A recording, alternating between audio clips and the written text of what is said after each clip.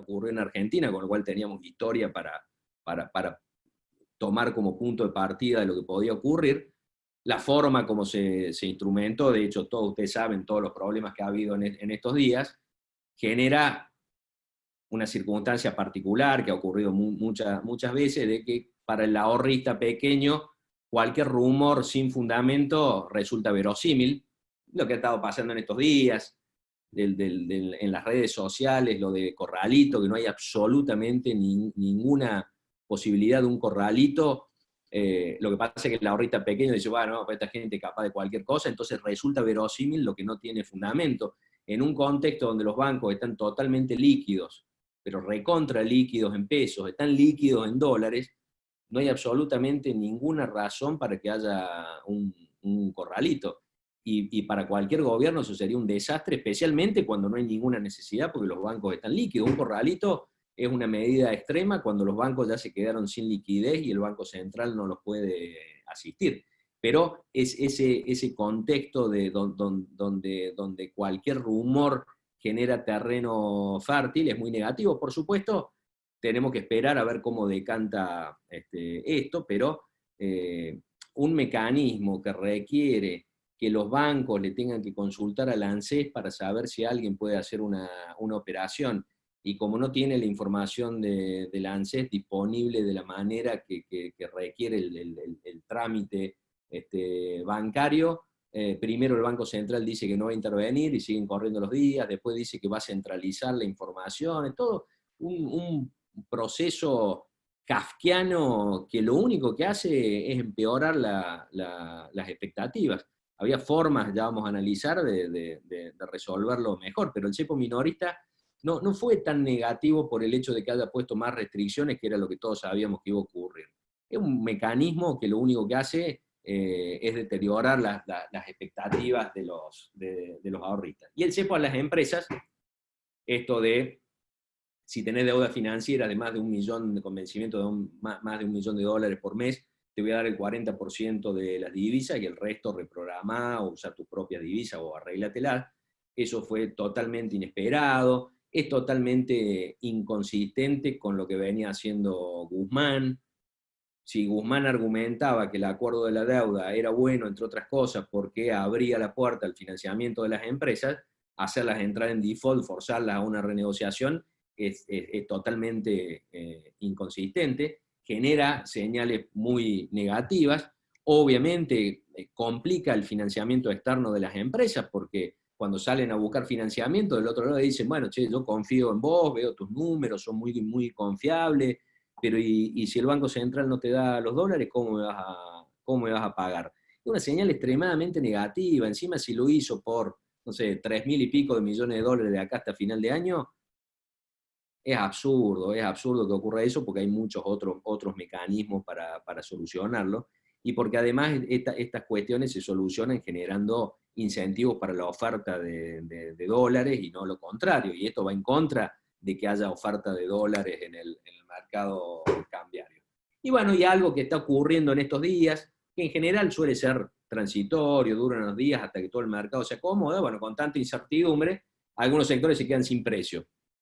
Si bien no se tocó el dólar comercial que aplica a las importaciones, es tanta la idea de que puede haber nuevas medidas que impacten por cualquier lado, que empiezan a quedarse sin precio los que venden materiales, los que venden insumos industriales, porque no saben cuál va a ser su costo de reposición, y además, bueno, tendríamos que haberlo agregado acá, el Banco Central, el presidente del Banco Central, generó una señal muy fuerte de que no tiene dólares. Señal que nunca puede dar un presidente del Banco Central, porque cuando la señal es, che, no hay dólares, nadie cree que las medidas que se tomaron son las últimas, ni siquiera que van a durar durante bastante tiempo, sino que todo el mundo está esperando a ver en los próximos días qué nuevas medidas hay. Entonces eso frena un montón de cosas, deja la economía sin precio y acorta sustancialmente el horizonte de las decisiones, y acá entra lo que decía Agustín, en un contexto como este, el largo plazo son 15 días, pues nadie sabe qué va a pasar en los próximos 15 días. Todo eso tiene que ver con las señales que da los que toman decisiones de política económica. Por supuesto, Todas estas cosas, en distinta medida, son solucionables. El cepo a las empresas ya generó una señal que va a ser difícil de levantar. Eso genera un daño de manera permanente.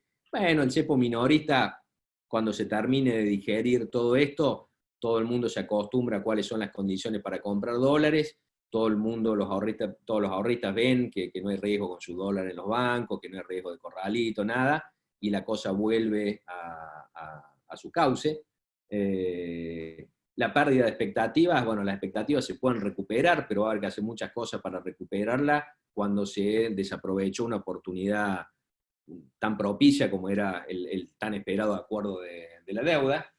La credibilidad y el poder del ministro de Economía, y bueno, hay que trabajar bastante para recuperarla, pero hay que cambiar la forma de tomar decisiones. Mientras siga el presidente tomando decisiones de esta manera, y nada indica que eso va a cambiar, es difícil de solucionar los puntos 1 y 2. Esos puntos 1 y 2 requerirían un cambio de gabinete con una señal muy fuerte de que, qué sé yo, un Martín Redrado es ministro de Economía y se le da todo el apoyo para coordinar toda la política económica.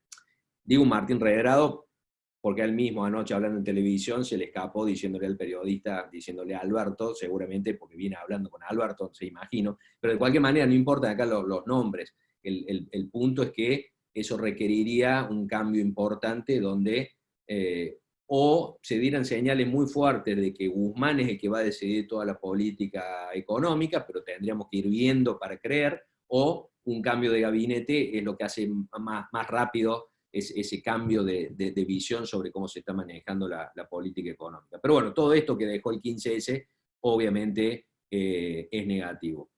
Para analizar lo que viene ocurriendo y lo que puede ocurrir para adelante y lo que está en discusión, puede servir pensar un rato sobre los distintos esquemas cambiarios. Ustedes saben que hay dos regímenes cambiarios opuestos, digamos, en los extremos: el tipo de cambio fijo por un lado y el tipo de cambio flotante por el otro. Tipo de cambio fijo, como ocurrió en la convertibilidad; tipo de cambio flotante, como tantas veces el gobierno de Macri planteaba, que al tipo de cambio lo fija el mercado; y toda una gama de variantes de tipo de cambio administrado, que es moverse entre esos extremos con distintas formas de intervención del Banco Central. Pero básicamente el tipo de cambio administrado es lo que viene ocurriendo desde el 10 de diciembre y lo que ocurrió entre 2014 y 2015, que el Banco Central va jugando con sus reservas en el mercado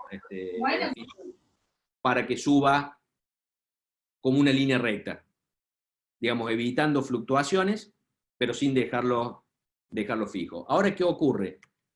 Cuando hay un shock financiero transitorio, de golpe la gente se asusta y sale a comprar dólares, o estamos en medio de una renegociación de la deuda y entonces hay mucha dolarización de carteras por las dudas. Esto es lo que planteaba Guzmán, que todo esto era parte de un shock financiero transitorio. Ahí cada régimen cambiario reacciona de una distinta manera. Cuando hay un shock financiero transitorio y muchos ahorristas y muchos inversores salen a comprar dólares, el esquema de tipo de cambio fijo reacciona perdiendo reservas, porque simplemente aumenta la demanda en el mercado cambiario y para mantener el tipo de cambio fijo el Banco Central tiene que vender reservas. Si tiene muchas reservas lo puede sostener mucho tiempo; si tiene pocas reservas empieza a tener problemas de credibilidad. Y en el extremo de un tipo de cambio flotante lo que ocurre es que sube el tipo de cambio. Es lo que le pasó a Macri en 3 oportunidades. Hay una corrida, digamos, contra el dólar, el Banco Central sí corre, y el tipo de cambio puede alcanzar cualquier valor, y eso es muy negativo para la economía porque arrastra los precios internos, entonces genera golpes inflacionarios, genera deterioro de la situación social, cae el poder adquisitivo de los salarios, aumenta el ratio de la deuda PBI, es decir, una deuda de golpe se hace impagable, la deuda pública que está en moneda extranjera, simplemente porque saltó demasiado el tipo de cambio. Y en un régimen de tipo de cambio administrado ocurre un mix, generalmente es pérdida de reservas, porque lo que hace el Banco Central es seguir con la misma senda del dólar oficial, y para mantenerlo con mayor demanda de dólares pierde reserva. En realidad funciona muy parecido al tipo de cambio fijo. Esto es lo que le ha venido pasando al Banco Central desde agosto del año pasado. Tiene más demanda de dólares financieros, y para sostener la evolución relativamente suave del dólar, va perdiendo reservas. Ahora, ahí hay dos alternativas para evitar la pérdida de reservas: cepo o desdoblamiento. Cepo cambiario, es decir, bueno, empiezo a limitar quiénes pueden acceder al mercado cambiario, y a los otros terminan yendo a un mercado ilegal, a un mercado informal, donde termina habiendo un dólar paralelo, o terminan triangulando, para que no sea ilegal, triangulando con títulos públicos, y de ahí salen el dólar MEP y el contado con liquidación. En definitiva, es usar el activo financiero que cotiza en pesos y en dólares como una excusa para intercambiar los pesos por dólares. El que tiene pesos y el que tiene dólares no se pueden intercambiar pesos y dólares. El que tiene pesos compra un bono en pesos y se lo vende al que tiene los dólares, se lo vende en dólares, entonces terminan intercambiando pesos por dólares. Eso es el contado con liquidación para residentes acá y afuera, o el dólar MEP para residentes acá en Argentina. Pero el otro camino es directamente decir, bueno, si hay presiones en el dólar financiero, dejemos que haya un mercado oficial para todas las operaciones que no sean las de comercio exterior, y que ahí el tipo de cambio se fije libremente, y que el Banco Central siga haciendo dólar administrado para todas las operaciones del comercio exterior. Eso hace que las presiones financieras no distorsionen el tipo de cambio de las operaciones comerciales, y como no se distorsiona ese dólar de las operaciones comerciales, no tiene impacto sobre los precios internos, que están determinados por el dólar de las operaciones comerciales y no por el dólar financiero. Es una forma de despegar el impacto de la presión financiera sobre el mercado cambiario y la economía real. ¿Cuándo tienen lógica entonces el desdoblamiento? Si estamos suponiendo que es una demanda transitoria, porque no sé, estamos en medio de una negociación de la deuda, uno podría decir, deja que corra el tipo de cambio libre, después que se negocie la deuda y vuelva la confianza, van a volver los dólares, va a bajar, y después va a quedar todo a tiro de una unificación. Está recontra estudiado esto, porque no es un invento de Argentina. Desde la década del 30, desde la Gran Depresión, que lo han usado los países europeos y casi todo el mundo. Durante los 80, durante los 70 y los 80, muchos países europeos, latinoamericanos, asiáticos, por distintos motivos lo utilizaban. En la actualidad prácticamente nadie lo utiliza. Y hay dos situaciones muy distintas: la que de alguna manera, no es que lo justifica, pero para la cual es un instrumento que uno podría evaluar, es cuando es un shock financiero considerado transitorio. Ahora, cuando es por un atraso cambiario que el Banco Central trata de sostener, y por lo tanto si lo sostiene termina perdiendo reservas y se hace inviable, eso es usar un instrumento transitorio que descarga presiones del tipo de cambio sobre ese mercado libre, ese mercado eh, ese mercado financiero, pero está sosteniendo una situación insostenible, que eso era lo que pasaba en 2014-2015. Hoy no está pasando eso, con lo cual es razonable de alguna manera lo que estaba pensando Guzmán, con el dólar, el contado con liquidación y el dólar MEP actuando como dólar libre, muy alto, con mucha brecha cambiaria mientras estaba negociando la deuda, con un cambio de expectativas.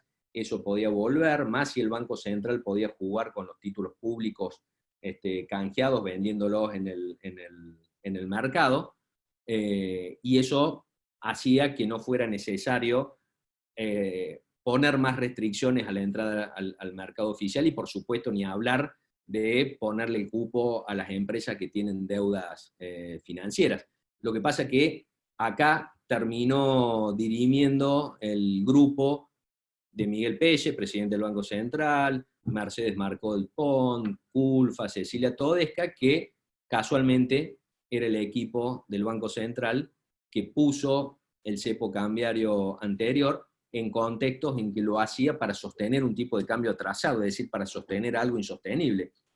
Era más justificado en todo caso algo de restricciones. Bueno, de hecho, el gobierno de Macri al final de su mandato termina poniendo las restricciones cambiarias, no porque se haya hecho un converso en las restricciones cambiarias y en los cepos, sino simplemente porque entendía que había una presión financiera sobre el mercado cambiario totalmente transitoria, dada por el resultado de las elecciones, y que la forma de no hacer un desastre en la economía real era tirar eso a un mercado paralelo y dejarlo, porque ya se tenía que ir del gobierno, dejarlo para el gobierno siguiente que lo arreglara. Lo que pasa es que quienes tomaron las decisiones ahora son los que creen en ese exceso de regulaciones en el mercado cambiario. Hubiera sido mucho más saludable desdoblar el tipo de cambio, por más que tiene un montón de contraindicaciones. Lo que pasa es que comparar el desdoblamiento cambiario con un mercado único y libre de cambios, en abstracto, obviamente el mercado único y libre de cambios hace que la economía funcione mejor, pero las cosas no las tenemos que analizar en abstracto, las tenemos que analizar en el contexto en que se producen y en el contexto del problema de la gran demanda de dólares financieros. El mercado único y libre de cambios hace que con tipo de cambio fijo se pierdan reservas, con tipo de cambio flotante suba demasiado el tipo de cambio, arrastre precios internos y haga un desastre. En ese contexto es mejor desdoblar que poner tantas restricciones cambiarias, y ni hablar de poner restricciones kafkianas como las del 15 de septiembre para los ahorristas, y de poner una restricción totalmente inconveniente como la del financiamiento a las empresas. Si repasamos los números a los que hayan estado en reuniones anteriores, estos gráficos les van a resultar conocidos porque los venimos siguiendo mes a mes. La línea roja acá nos está mostrando lo que yo les decía recién del dólar oficial administrado. Esa línea recta obviamente es dólar administrado. En economía las variables económicas no se mueven en línea recta. Cuando se mueven en línea recta es porque alguien está haciendo que se muevan de esa manera. Entonces, el tipo de cambio oficial viene subiendo al 2,5 mensual promedio desde el 10 de diciembre.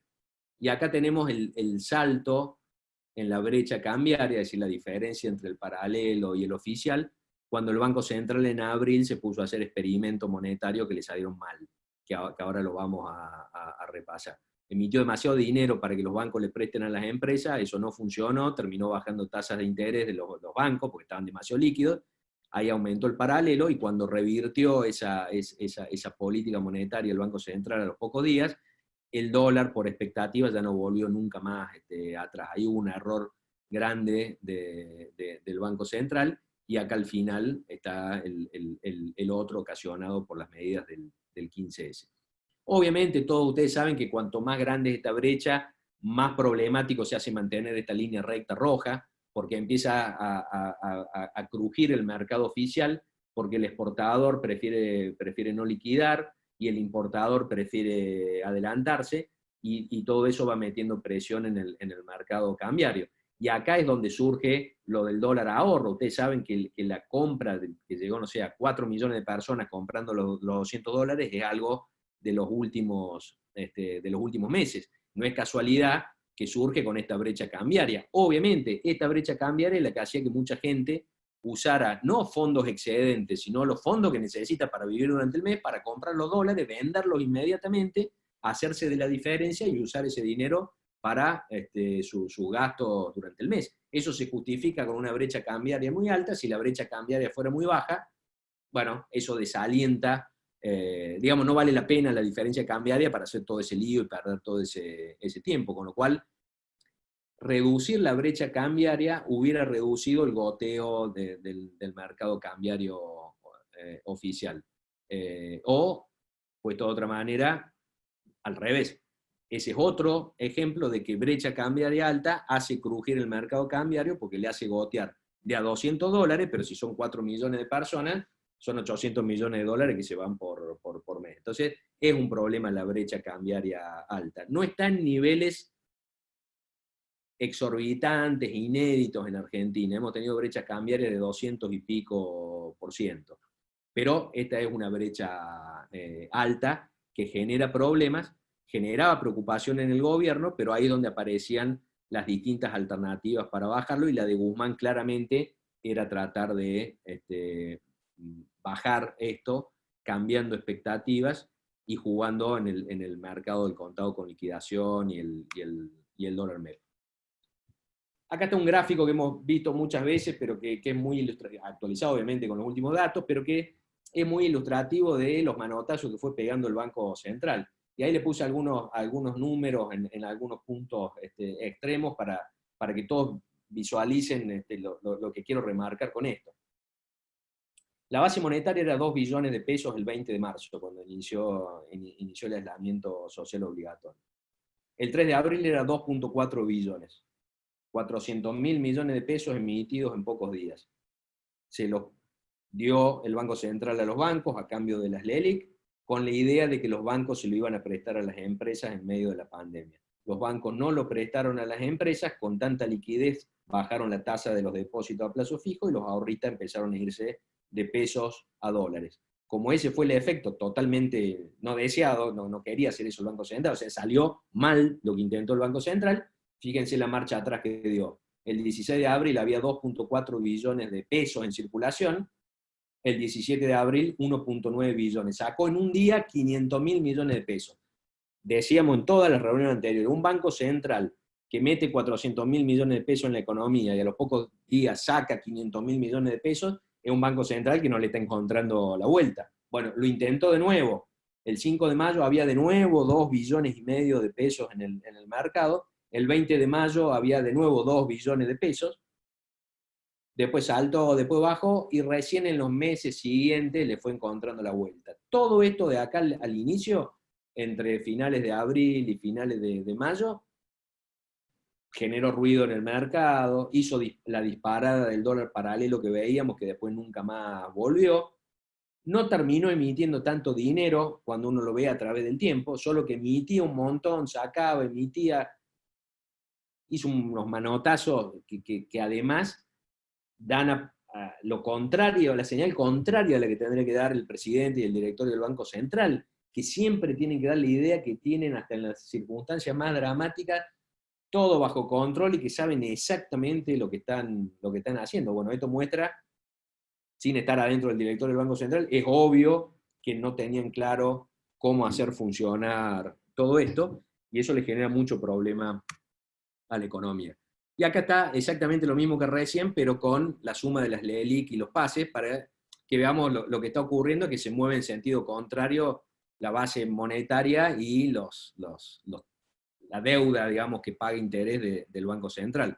Cuando el Banco Central pone dinero en el mercado es porque está sacando LELICs y pases, y cuando saca dinero de circulación es porque está colocando LELICs y pases. Bueno, fue jugando con eso hasta que todo esto empezó a converger de junio en adelante, donde esto va de manera un poco más pareja. Tal vez si esto lo viéramos descontextualizado de lo anterior, diríamos, che, esto es un sub y baja terrible, puesto en el contexto de lo que había ocurrido en marzo y abril, esto es la estabilidad total al lado de los manotazos que pegaba entre marzo y abril. Y acá está la base monetaria, puesta de otra manera distinta que en los meses anteriores, tomando los últimos 2 años. En los 2 últimos años, punta a punta, la cantidad de dinero en circulación, medido por la base monetaria, subió 84,9%. Bueno, la inflación fue 110,2%. ¿Qué quiere decir? Que la cantidad de dinero creció menos que los precios. Obviamente, ¿por qué? Porque estuvo muy planchada durante prácticamente un año, y el grueso del aumento de la cantidad de dinero ocurrió en el último año. 77,7% de ese, digamos, es casi la totalidad de ese 84,9%. Entonces, ¿qué ocurre? Estuvo jugando a favor durante este año el hecho de que la economía se estuvo desmonetizando durante el año previo por aquel compromiso con el Fondo Monetario Internacional de cero emisión. Cuando hubo cero emisión y sin embargo hubo inflación alta, la cantidad de dinero en circulación se licuó, es decir, bajó en términos reales. Ahora subió mucho en el último año, pero parte de eso solo está compensando la caída anterior en términos reales. De hecho, punta a punta todavía sigue 10% abajo en términos reales. Es decir, esta no fue una emisión, es una emisión alta, por supuesto, pero no es explosiva, y decíamos en la reunión anterior, en las reuniones anteriores, está lejísimo de un nivel de emisión de dinero hiperinflacionario, está lejos de eso, y por eso no hemos tenido inflación más alta que la de el último año, aun cuando haya subido durante agosto. Siguen niveles bajos para lo que todo el mundo esperaba, dado lo que estaba viendo con la emisión de dinero. Y claro, lo que ocurre es que, fíjense que cuando Macri emitía, la vara que se le ponía era emití 100 y sacás de circulación 50 colocándole ELIX, el aumento de la cantidad de dinero es 50, no 100.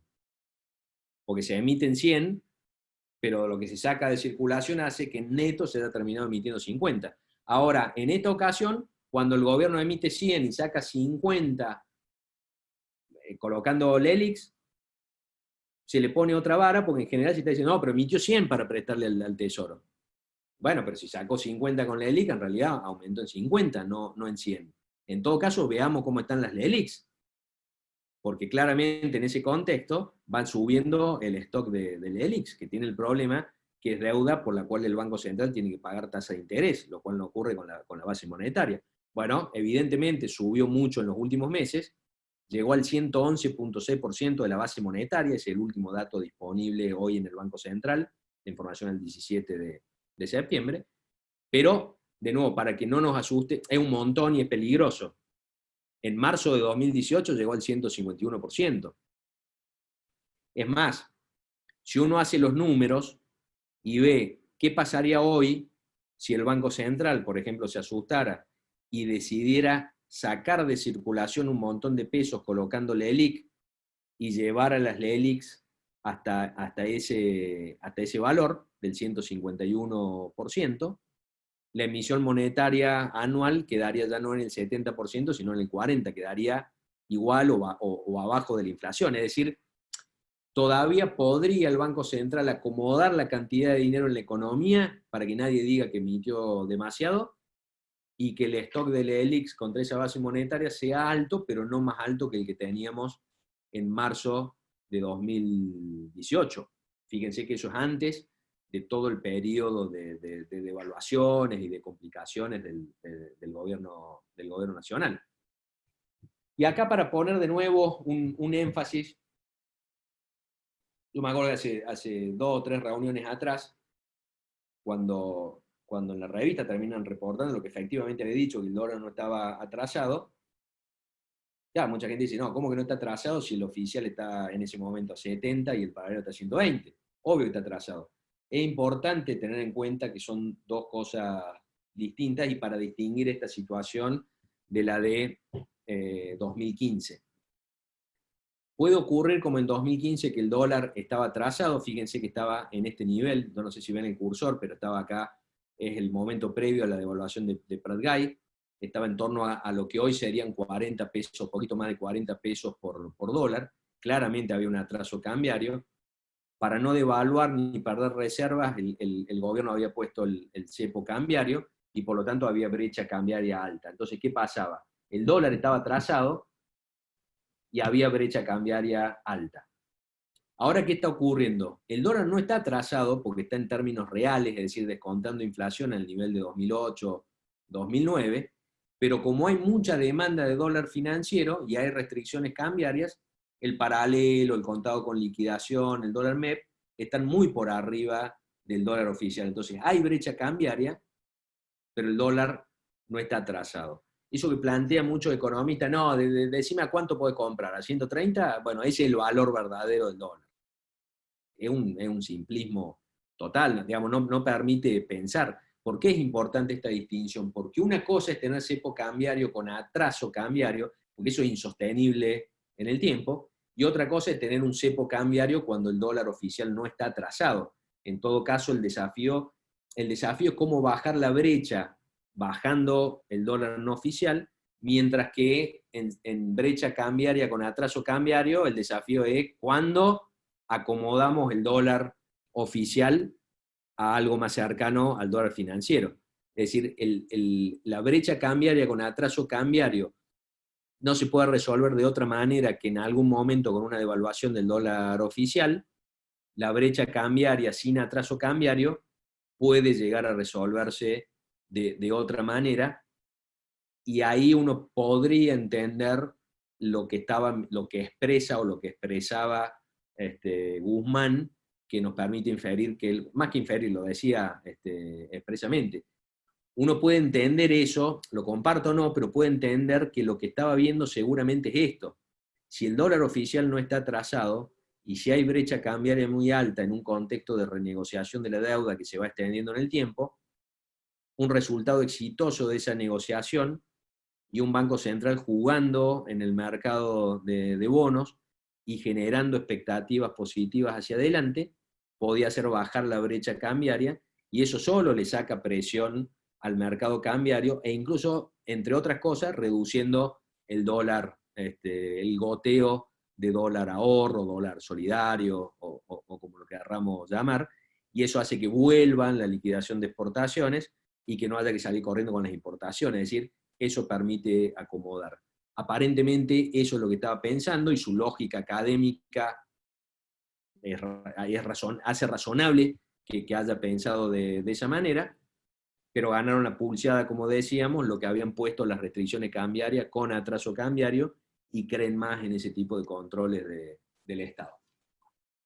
Antes de iniciar el intercambio, la discusión, números actualizados a septiembre, con información al 12 de septiembre, de cómo le está yendo a, no sé, 10, 12 sectores de la industria y del comercio en la provincia, para que tengamos el panorama de lo que está ocurriendo con la economía real, donde si algo están mostrando los números duros de actividad económica en los distintos sectores, es que hay una heterogeneidad enorme entre sectores de actividad y entre empresas dentro de un mismo sector de actividad. Eso ocurre siempre, siempre hay heterogeneidad, pero probablemente nunca en las magnitudes en que venimos observando desde abril. Acá tenemos una industria que ha estado yendo para arriba, incluso en medio de la pandemia.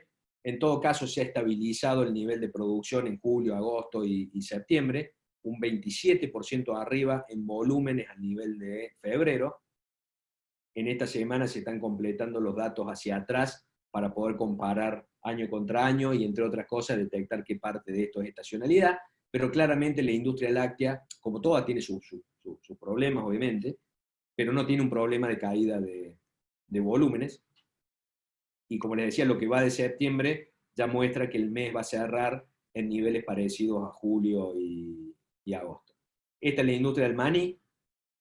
Acá probablemente seguramente más estacionalidad que con los lácteos. De nuevo, seguramente la semana que viene ya vamos a tener la historia completa para poder comparar, pero mientras tanto, lo real es que los niveles de producción en volúmenes, medidos semanalmente, para medir esto en tiempo real, están estabilizados en niveles altos desde junio en adelante.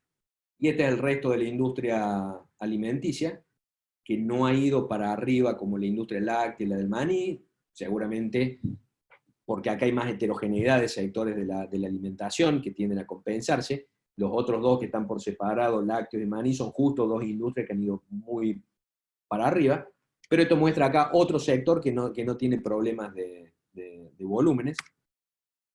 Acá está un sector al que le está yendo bien en términos de volúmenes, que es el de la maquinaria agrícola. Acá sí, evidentemente, hay una estacionalidad altísima, que está vinculada al ciclo del agro, pero la producción medida en unidades arrancó el año 5% abajo del año pasado, digamos en el primer trimestre. Durante el segundo trimestre ya estuvo arriba, alrededor de un 8% arriba del segundo trimestre del año pasado. Son estos 166 contra esos 153.7.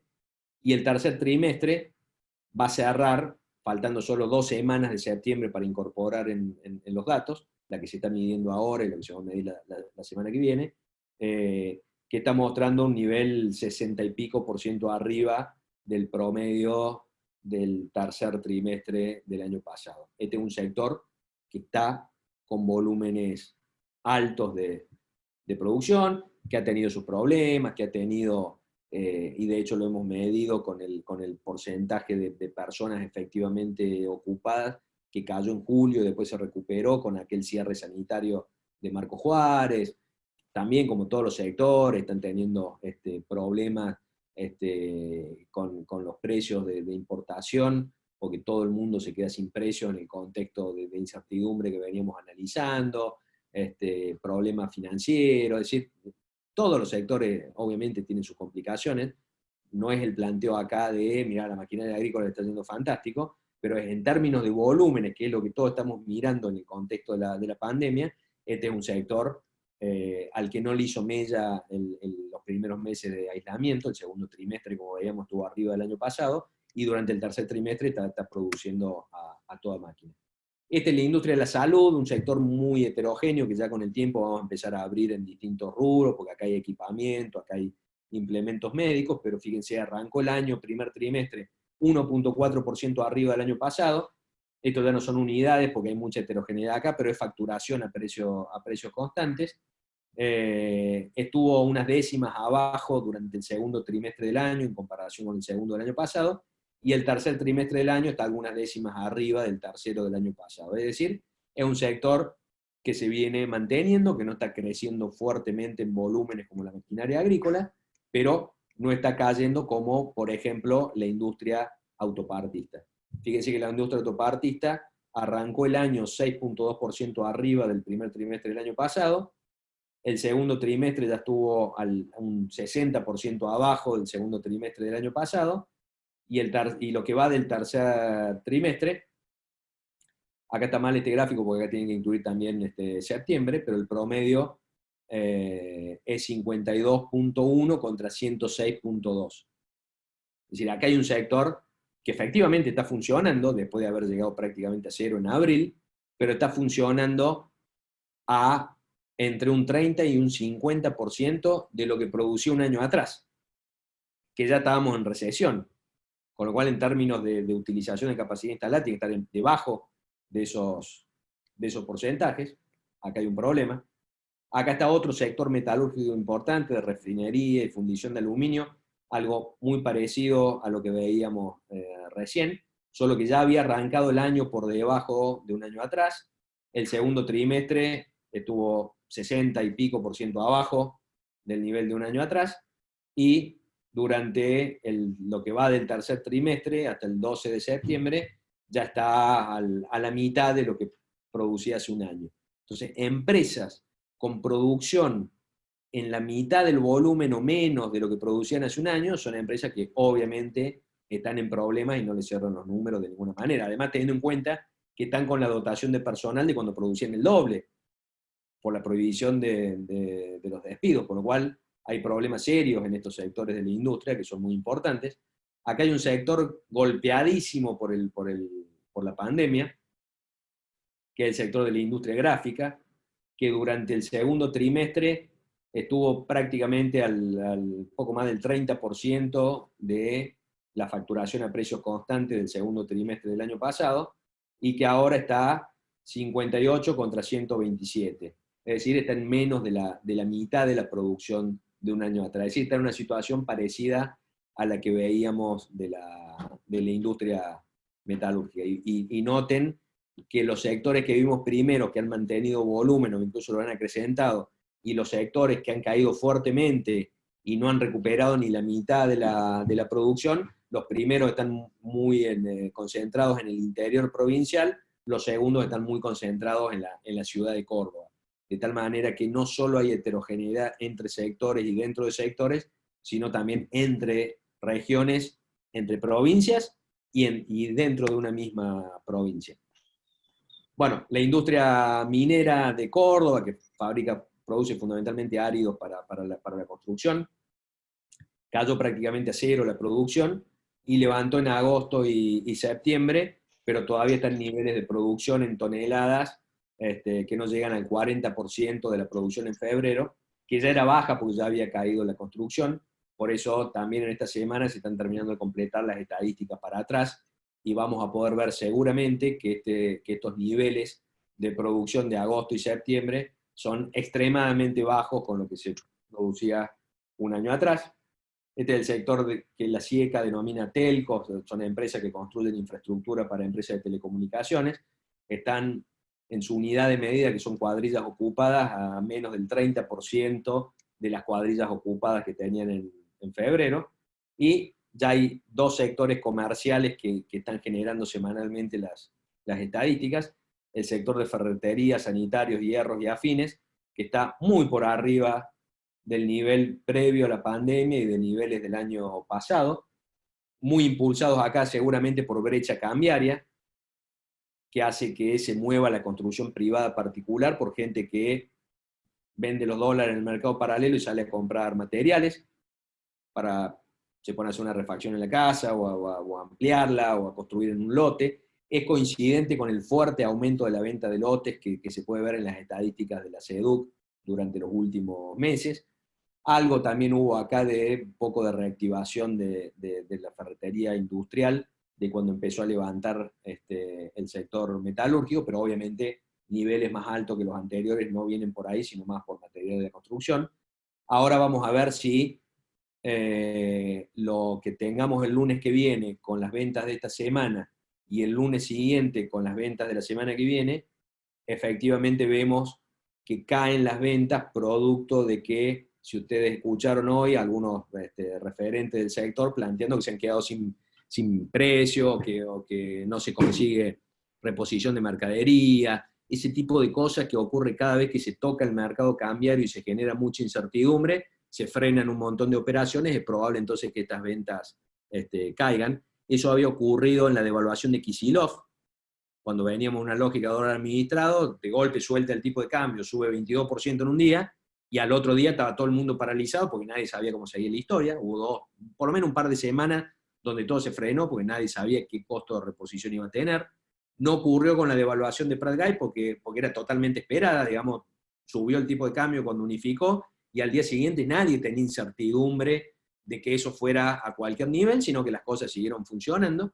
Y de nuevo se frenó el mercado con el primer salto del tipo de cambio de Macri en agosto de 2018, cuando subió de 25 a 40 en un par de días. Ahí también se frenó el mercado cambiario. Bueno, es probable que esto que refieren algunos empresarios del sector efectivamente sea consecuencia de eso, que de golpe reponer materiales, por ejemplo en este caso materiales de construcción, se frene por unos días, y la ventaja de medir semanalmente es que vamos a poder captar en todo caso ese impacto. Y el sector de comercio de electrodomésticos, que no es solo electrodomésticos, sino son comercios que venden electrodomésticos, electrónica, y especialmente en el interior provincial muchos de ellos son multirrubro, venden incluso muebles, motos, etcétera, etcétera. Ahí hubo también una recuperación y un nivel alto en lo que va del tercer trimestre, incluyendo casi la mitad de septiembre. Acá probablemente jugó cierta clase media que conservó el empleo, conservó los salarios, y durante el aislamiento social tuvo menos nivel de gasto y encima viviendo de otra manera en su hogar. Bueno, ha salido a comprar electrodomésticos, la compra de electrónica para equiparse de notebooks o celulares o impresoras, digamos, todo el equipamiento necesario para empezar a trabajar y estudiar desde el hogar. Probablemente eso es lo que levantó, fíjense, fundamentalmente en mayo y en junio, y después lo ha mantenido. Ahora que se está anunciando lo de las cuotas para electrodomésticos, probablemente eso haga que estos volúmenes se mantengan. Por supuesto, cuando medimos facturación y le descontamos inflación, podría estar colándose algo de efecto precio en esto que debería medir volúmenes, porque si los electrodomésticos aumentan de precio más y la electrónica más que la inflación, habría que ajustar por mayor inflación y por lo tanto los volúmenes serían más bajos. Es probable que haya ocurrido eso. Por eso que estamos trabajando con la Cámara de Electrodomésticos para, por ejemplo, de los principales rubros, empezar a medir unidades, como medimos en maquinaria agrícola, como medimos en autopartes, para tener un conjunto de indicadores que nos muestren con más precisión lo que está ocurriendo. En las próximas semanas vamos a tener, ya estamos teniendo, pero vamos a tener las estadísticas de la industria de madera y muebles y la industria plástica, con lo cual prácticamente toda la industria de Córdoba va a tener la información semanal sobre actividad y van a ir incorporando distintos indicadores. Y en el sector comercial se van a ir incorporando rubros que, como ustedes ven, justo los dos rubros que se incorporaron a este proyecto, empezaron a generar estadísticas, bueno, son justo dos rubros que están yendo para arriba, pero obviamente se imaginan que esa no es la generalidad de los sectores. De hecho, con la Cámara de Comercio medimos venta del Día del Niño, que había un 15% en términos reales. ahora la Cámara va a medir las ventas en la ocasión de la efeméride del día comercial, digamos, el Día de la Madre, y además se están incorporando rubros de indumentaria, es decir, rubros a los que claramente les ha ido mal, y en todo caso las estadísticas nos van a servir para ver cuán mal, y en todo caso lo más interesante, cuánto van levantando o no. Y no están medidos en estas estadísticas sectores que ustedes saben, obviamente, que están prácticamente en cero o en cero, como todo el sector turístico, con lo cual, cuando juntemos todos esos elementos para ver cómo está la economía de Córdoba, vamos a ver que le va a costar recuperar niveles previos al COVID, porque va a haber sectores que quedan en niveles bajos sin poder levantar, por más que haya otros que ya estén creciendo. De hecho, eso se refleja en las ventas de combustibles, que es donde termina quedando la huella de la movilidad de los otros sectores, que ya los datos de julio mostraron que después de una caída muy fuerte en medio del aislamiento social y una recuperación muy fuerte en mayo y en julio se frenó esa recuperación, y no le puedo dar los números ahora porque mañana va a haber una conferencia de prensa de la Confederación Nacional de Expendedores de Combustible, pero le adelantó, sigue ocurriendo lo mismo que en julio, y eso es reflejo de que el resto de la economía llegó a un equilibrio donde no está levantando, o por lo menos no está levantando al nivel que lo hizo durante los 2 primeros meses de recuperación. Diego, devuelvo la pelota para que podamos intercambiar. Buenísimo, Gastón. Ya hay algunas preguntas. Por ejemplo, Matías Sarviño te consulta, ¿consideras que este escenario hace que los bancos estén recalificando las cuentas de empresas a la baja y restringiendo los créditos de capital de trabajo al 24%? No lo sé, si hubiera acá alguien de los bancos no lo podría aclarar, pero es razonable que las recalificaciones que se van dando a medida que van venciendo las carpetas sean peores que las calificaciones previas, porque en prácticamente todos los sectores de actividad están peor los números de facturación, los números bueno, fundamentalmente los números que miran los bancos, salvo en los sectores que veíamos, en donde claramente cuando muestran la declaración jurada de IVA, por ejemplo, obviamente están mostrando volúmenes crecientes, pero en gran parte de la economía lo lógico sería que estuvieran las recalificaciones yendo para abajo. Bien, Marcelo Baravale también tiene una pregunta. ¿Es probable que luego de ver el fracaso de este cepo hard prueben finalmente con el desdoblamiento cambiario? Hay dos cosas que son probables y por lo tanto hoy no sabemos qué camino va a seguir el gobierno y tenemos que estar muy atentos para empezar a ver señales de que va por uno o por otro camino. Lo más probable, porque los gobiernos tienden a ser obcecados en su forma de tomar decisiones y tienden a avanzar en la misma línea por más que no vengan los resultados, esperando que en algún momento aparezcan, es que insista por el mismo camino y que siga poniendo más restricciones y que siga tratando de levantar los componentes más kafkianos de todo el proceso vinculado con el acceso al mercado de cambios, al ritmo que va tocando, que va poniendo distintas disposiciones. Obviamente ese es un camino muy negativo y que genera distorsiones en el mercado y que complica las expectativas, digamos, ese sería un camino negativo, pero es muy probable que el gobierno lo siga. Y está la posibilidad de que en algún momento, cuando entienda que ese camino no lo lleva a ningún lado, haya un cambio hacia un desdoblamiento cambiario. De cualquier manera, hay algo que hace que los gobiernos se resistan mucho a ese tipo de medidas, pero probablemente sea por este análisis equivocado, es decir, no es la discusión si es mejor un desdoblamiento o un mercado único y libre de cambios. La discusión no es esa, la discusión es cepo y cada vez más cepo y cada vez más restricciones y distorsiones, o un mercado que ordene y que haga las cosas mucho más fáciles y que cualquiera pueda comprar y vender dólares, solo que con esa lógica de que en un mercado administre el tipo de cambio el Banco Central, pero con entrada libre, con compra y venta libre para los que estén autorizados, para las operaciones que estén autorizadas para ese mercado, pero con el Banco Central interviniendo no para decidir cada operación, sino simplemente para jugar con las reservas para marcar la línea del tipo de cambio, es decir, esa mínima intervención, y otro mercado donde también puede entrar y salir cualquiera, puede comprar y vender cualquiera sin tener que consultar al ANSE, sin tener que hacer trámite ni nada, pero cuyo tipo de cambio lo fije oferta y demanda. Que además ahí va a haber más oferta seguramente, con lo cual tiene ciertos beneficios, incluso para las inversiones, porque es mejor entrar pudiendo traer la inversión en los dólares en un mercado oficial a un tipo de cambio alto y no tener que hacer todos los vericuetos que hay que hacer para traerlos. Entonces, posible es, hoy parecería más probable que en el corto plazo siga por el mismo camino y eventualmente cuando vea que está haciendo un desastre, termine cambiando hacia una lógica de desdoblamiento. Unificación cambiaria está muy lejos en el horizonte, tiene que pasar muchas cosas para que eso dé. Bien. Le cedo la palabra a Juan Pablo Vaca, que nos acompaña en todos los desayunos, en todos los ciclos de coyuntura, para que haga directamente la pregunta a Gastón. Juan Pablo. Bueno, buenísimo, gracias. Gastón, muy buena la presentación. No, yo quería pedir la palabra porque quiero transmitir una idea que notamos de este lado con las últimas decisiones económicas, ¿no?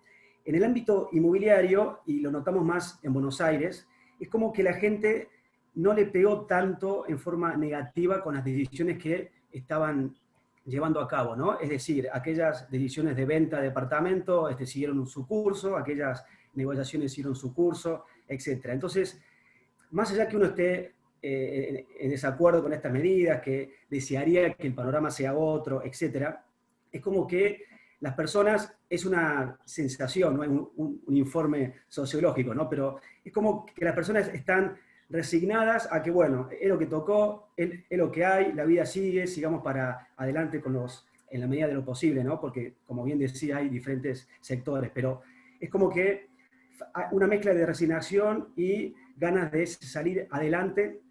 Las economías en general como que se están reactivando. Entonces, la pregunta es, ¿vos crees que con el panorama actual puede haber un escenario peor o ya todo lo negativo que pudo haber pasado sucedió y a partir de ahora es cuestión de esperar que sea más adelante, más tarde o más pronto, esta reactivación empiece a mejorar? Y te agrego una última cosa más, como todos sabrán, los economistas, algunos muy mediáticos, hasta plantean escenarios catastróficos, hasta que ponen en duda la continuidad democrática, etc. Entonces digo, ¿en qué escenario estamos para vos respecto al momento actual y el futuro que viene? Gracias. Bueno, el razonamiento de ya estamos tan mal que no podremos estar peor no sirve para analizar, porque siempre es posible estar peor. Las sociedades y la economía no tienen un piso visible en donde uno diga, ya llegamos tan bajo que ahora lo único que queda es ir para arriba. Lamentablemente uno puede estar muy bajo y seguir yendo para abajo. Entonces ahí nunca hay una garantía que solo por el hecho de estar tan mal las cosas deberían ir bien. A veces mucha gente se aferra a eso, pero por el deseo de aferrarse a algo, pero si uno lo piensa un poco, no tiene mucha racionalidad. Si sirve para seguir adelante y estar aferrado a algo, fantástico, pero analíticamente no sirve. La forma como está tomando, como nos muestra ahora, como se hizo tan visible la semana pasada, que está tomando decisiones políticas y económicas el gobierno, no es una buena noticia porque el contexto es muy delicado y hace falta exactamente lo contrario, hace falta mucha coherencia en la política económica, hacen falta cosas distintas de las que están ocurriendo, con lo cual las cosas pueden empeorar. Ha habido, sí, mucho pronóstico catastrófico, sin justificativo, empezando por gente que en abril empezó a hablar de hiperinflación. Es absurdo, hay que recorrer un camino larguísimo para llegar a una hiperinflación. No es casualidad que con todos los desastres que hemos hecho en Argentina, solo una vez, en realidad en 2 años consecutivos, tuvimos hiperinflación. Recorrimos una historia desde el 75 hasta el 89, fue una historia de todos los desastres económicos, políticos y sociales que uno se puede imaginar, y recién en el 88, 89 llegamos a una hiperinflación. Acá habría que recorrer un trecho enorme. Y hay gente que ya viene hablando de hiperinflación desde época de Macri. no tiene ningún sentido. Estamos lejos de eso, pero estamos en una situación muy compleja donde el gobierno no está mostrando capacidad para manejar la economía, y donde además la política, la política se está metiendo. La política siempre se tiene que meter con la economía porque la economía la decide la política. Pero lo que se estuvo introduciendo desde principio de año es las disputas políticas o las distintas visiones o las decisiones motivadas puramente por la política incidiendo en la economía. Eso es. La política tiene que decidir hacia dónde va la economía. Eso es así, es natural que sea así. El problema es cuando decisiones motivadas por la política terminan generando impacto en la economía. Ahí entra Vicentín, que finalmente hubo una marcha atrás, pero una señal muy negativa para la economía. Ahí entra la regulación del mercado de telecomunicaciones, claramente para pegarle a un grupo empresario mediático, termina interviniendo en todo un sector de la economía.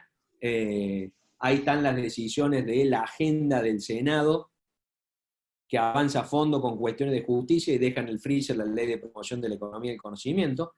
Hay una decisión política de la agenda del Senado que pega negativamente en la economía. Entonces, ese es otro elemento que tampoco juega a favor. Bien, tenemos una pregunta de Juan Negrini. ¿Crees que las economías provinciales y municipales se sostienen todavía sin problemas de sueldos y programas de asistencia? Van a seguir muy complicadas provincias y municipios. Un factor importante es esto que ya empiezan a mostrar los indicadores como el del expendio de combustible, que está reflejando que el conjunto de la economía, después que cayó y se recupera, empezó a costarle más recuperarse, con lo cual los ingresos de las provincias y los municipios, muy atados al volumen de actividad, van a seguir en niveles bajos, entonces los municipios y las provincias van a acumular problemas.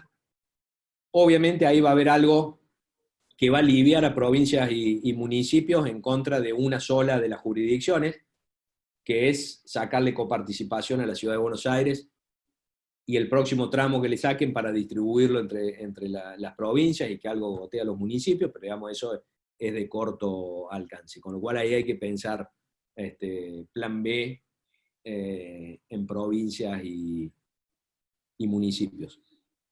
Dicho sea esto de paso, entre paréntesis, por todo lo que todos hemos estado discutiendo, lo que pasa es que noticia mata noticia y parece que hubiera quedado atrás lo de la discusión con la coparticipación de impuestos. Ahí había un análisis muy simplista de esto. El gobierno se metió en un vacío legal, por eso no sé si la provincia de Buenos Aires, la Ciudad de Buenos Aires va a lograr recuperar los fondos vía Corte Suprema de Justicia de la Nación. Porque no es que el gobierno nacional metió mano de manera inconstitucional en algo que no podía tocar.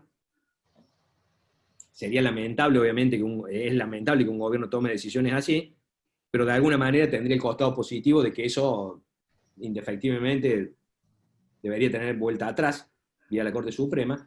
El problema es más complejo, porque creo que el gobierno nacional se metió en una endija, en un vacío legal. El vacío legal es la Ley de Coparticipación Federal de Impuestos de 1988 establece los porcentajes de la distribución primaria, lo que se queda a la nación y va a las provincias, la distribución secundaria, el porcentaje que le corresponde a cada provincia, y deja afuera la Ciudad de Buenos Aires, porque en ese momento no era ciudad autónoma, era la Municipalidad de Buenos Aires, que era un territorio federal, con lo cual establece esa ley que sigue vigente, que el gobierno nacional determinará los fondos que necesite la municipalidad de la Ciudad de Buenos Aires. Después de eso, en el 94, la Constitución le da rango de provincia, le da autonomía a la ciudad, y establece que la coparticipación le debe definir una ley convenio con 2 años de plazo para hacerlo.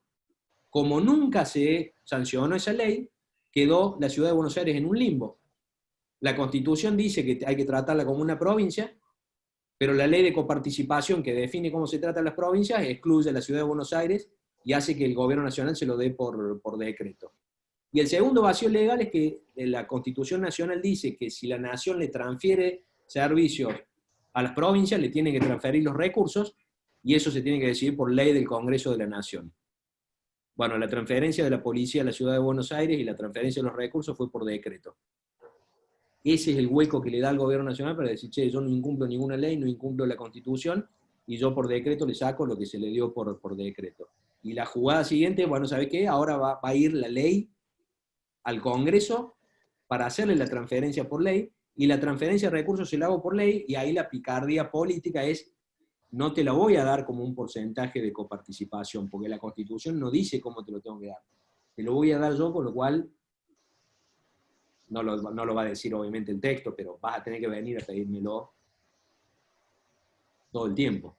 Entonces, ahí hay algo que, por supuesto, nos podemos indignar por la forma de tomar decisiones del gobierno. Dejo de lado eso.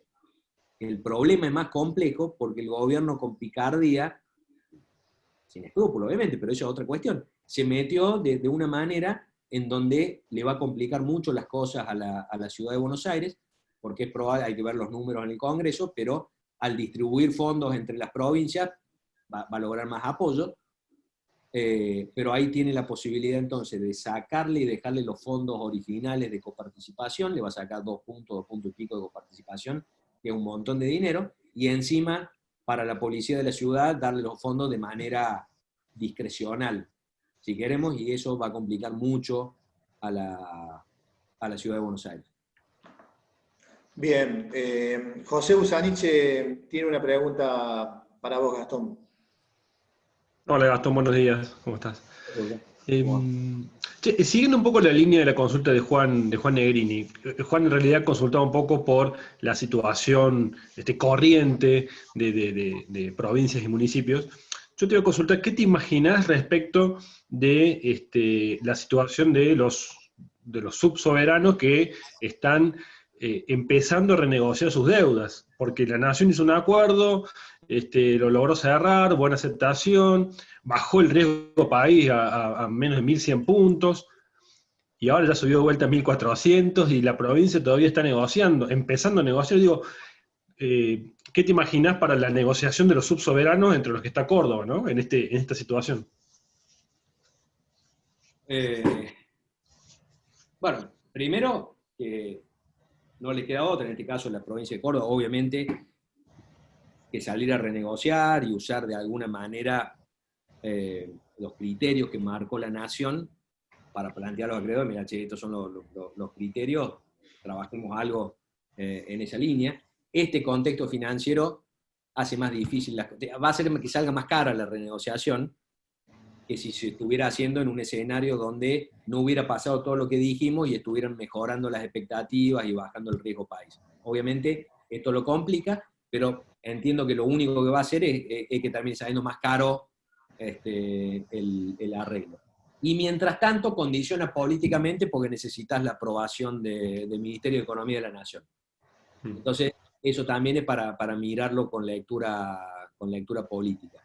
Porque el gobernador se tiene que mover en un sendero muy estrecho donde todos sabemos que está, por un lado, mirar a su electorado, a su base de sustentación política, que en general no está de acuerdo, o cada vez menos de acuerdo con las cosas que hace el gobierno nacional, y por otro lado, está condicionado porque necesita la autorización para la deuda, y además, porque sin lugar a dudas lo de la ciudad de Buenos Aires muestra que el gobierno nacional va a usar todos los resquicios que tenga para manejar todos los fondos que pueda de manera lo más discrecional posible. Y eso se maneja siempre con criterio político. Más un gobierno este gobierno lo mostró y lo está mostrando con lo de la ciudad de Buenos Aires. Entonces incluso hay cosas que uno cree que están resguardadas por la legislación, y el gobierno nacional encuentra el hueco para transformarlo en discrecional. Fíjate esto, lo que ya estaba por decreto de coparticipación a la ciudad de Buenos Aires, parecía que eso estaba seguro, y que en todo caso te podía discriminar con obra pública, con ATN, lo que sea, de golpe entró por un vacío legal el gobierno y transformó en totalmente discrecional hasta el punto de sacárselo completo. Entonces ahí van a estar muy condicionadas las provincias. Déjame hacerte una consulta más, pero volviendo al tema cambiario y y de balance de comercio. A ver, digo, tenemos un diagnóstico conocido que es la falta la escasez de divisas. Y la solución del gobierno hasta ahora viene siendo restringir importaciones y demás. ¿Por qué? Digo, ¿le ves alguna chance de que el gobierno entienda que tiene que ir por el otro lado, por el lado de, en vez de cerrar el grifo para importar, bueno, vamos a promover, porque lo dicen, ¿no? Vamos a promover las exportaciones, bajar unos puntitos, a lo mejor algunas retenciones, para que el dólar comercial de los chacareros, en vez a ver, hoy está con retenciones en 50. ¿Hay alguna chance de que en vez de estar castigando tanto las importaciones, vayamos como el resto de los países a promover un poco las exportaciones o no? Podría ocurrir, pero el gobierno ya está marcando que le pareció más razonable otro camino. Entonces, para cambiarle tendría que parecer que lo que le pareció razonable no lo era tanto y que tiene que ir por otro camino. Y en general los gobiernos no suelen hacer eso. Entonces, es difícil. Vos lo escuchás al presidente del Banco Central y te dice, el problema es que exportamos 60.000 millones y tenemos que exportar 90.000. Entonces ponemos toda esta restricción hasta que entren los dólares. Pues si flaco, ¿y de dónde van a venir los dólares? O sea, si vos me dijeras, no está siendo consistente el diagnóstico con los instrumentos. Porque si el diagnóstico es ese, veamos cómo fomentamos las exportaciones. Por ejemplo, si la economía del conocimiento te tiene un desarrollador de software, te tiene que liquidar los dólares en el oficial, va a buscar la forma de que le paguen afuera, que quede la guita afuera y después ve cómo la entra. Hace un desdoblamiento cambiario y a esas operaciones, mándalas al financiero que lo traiga un valor alto, pero que los traiga, que le resulte conveniente, si a fin de cuentas necesita la plata acá. Lo que no puede es liquidarlo a un valor tan bajo. Entonces, podrías captar todos esos dólares de los servicios basados en el conocimiento, solo que no lo tirarías en el mercado comercial, sino en el financiero. Pero bueno, vas viendo qué dólares va trayendo a cada uno de los mercados. Podés alentar que vengan inversiones. Pues si no, bueno, pero si nadie confía en nosotros. Bueno, pero hay compra de oportunidad. Los inversores de Juan que quieren venir a comprar hoteles, no es porque están enamorados de Fernando. Es porque dicen, che, vamos a comprar a precio bajo y después en algún momento algo va a valer. De última, para comprar inmuebles. En los contextos de menor credibilidad y más incertidumbre, vos das un mercado financiero con valor alto y va a haber dólares, van a entrar más que cuando tenés todas estas restricciones. Y después para el exportador le tenés que facilitar las cosas, entre ellas le tenés que garantizar que va a tener los insumos importados y la maquinaria. Entonces tenés que hacer que las importaciones no tengan restricciones. Entonces hay un montón de cosas que podría hacer. Pero nos dio la señal de que entiende que es más razonable hacer esto. El discurso de Pelle, que es el que ganó la pulseada en definitiva, con lo cual, mientras siga estando, uno supone que va a seguir teniendo banca por parte de Fernández, es un discurso de necesitamos más dólares de exportación y por lo tanto tomamos todas estas medidas, y son todas contrarias a la exportación. Incluso la de la financiación en el exterior, lo que se financia en el exterior en general son los exportadores.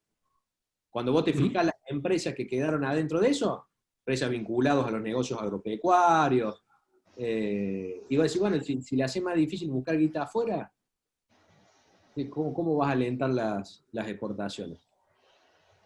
Entonces, es posible siempre el cambio, es más, podría hacer un golpe de timón Fernández, cambiar el gabinete, centralizar la decisión de política económica y poner a alguien que piense en esto. Pero mientras tanto, está eligiendo otro camino. Bueno, Gastón, buenísimo. Yo creo que estamos en el horario preciso, como siempre. Le dejo el cierre a Agustín. Muchas gracias.